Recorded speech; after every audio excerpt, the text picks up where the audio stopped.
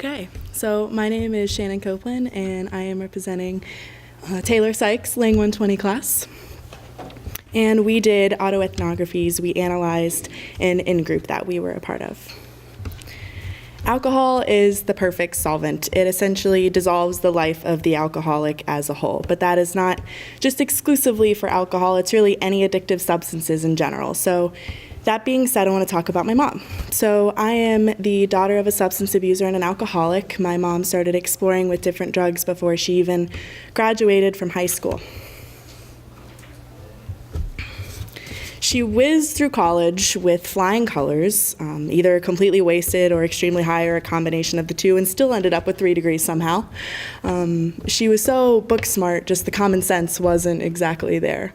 One of the 3 degrees that she received qualified her to become a physician's assistant, so that was the first job that she had when she graduated from college.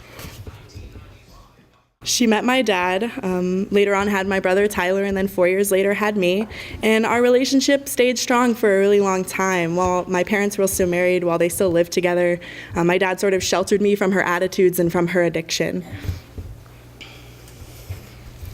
I found out that I was a member of this in-group when I was 10 years old.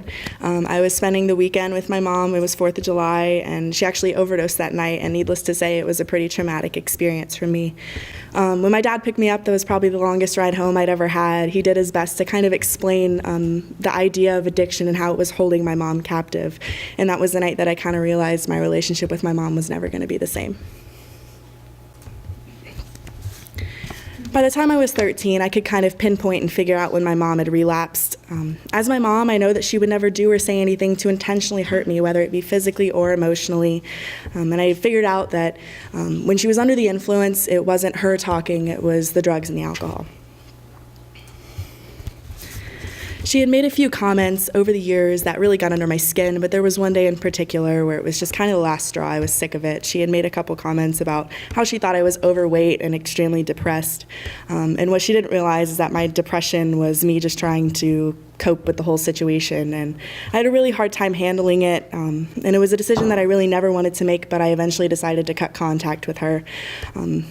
I really didn't want to, but it definitely felt necessary. My grades were slipping. I was feeling depressed, and I was having a hard time finding a reason to smile, which really just isn't like me. In a recent study conducted in Eastern India, 30 children of alcoholic parents and 30 children of non-alcoholic parents were analyzed to identify potential effects of parental addiction on their children. And they found that in the child's relationship with the mother, things like indifference, neglect, rejection, and symbolic punishment were only present in the child's relationship with the addicted mother. Other characteristics include lower levels of family cohesion and higher levels of conflict, which of course, those lower levels of family cohesion is just the politically correct way of saying that nobody wants to be around an addict. So that's why I decided to separate from my mom. And unfortunately, she passed away when I was just 16 years old, so 2 years ago, before we ever really got a chance to build our relationship again. But I've definitely learned to cherish the time that her and I spent together, although it was pretty short. A common misconception of members of my in-group is that we never have a relationship with our parent, which at least in my case is absolutely not true.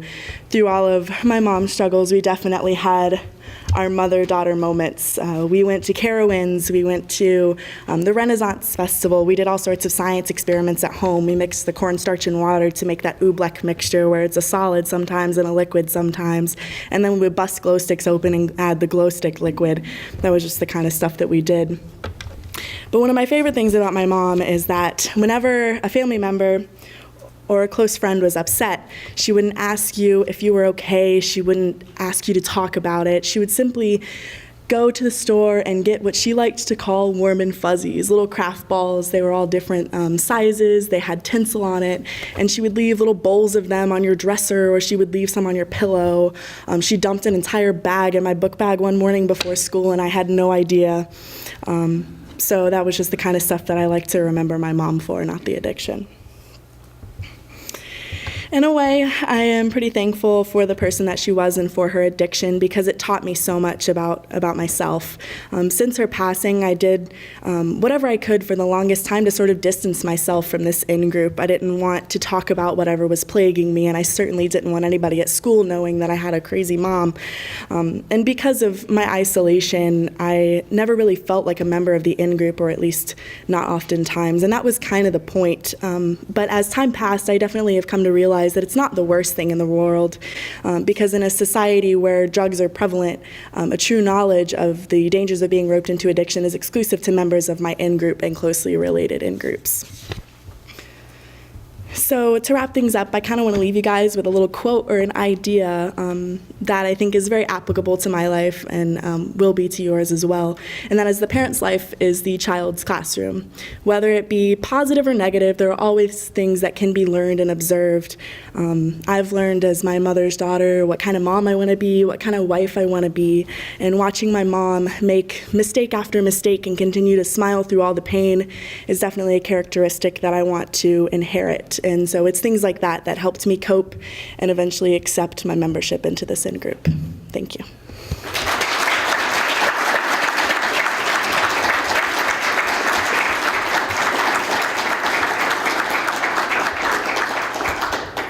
Questions? Okay.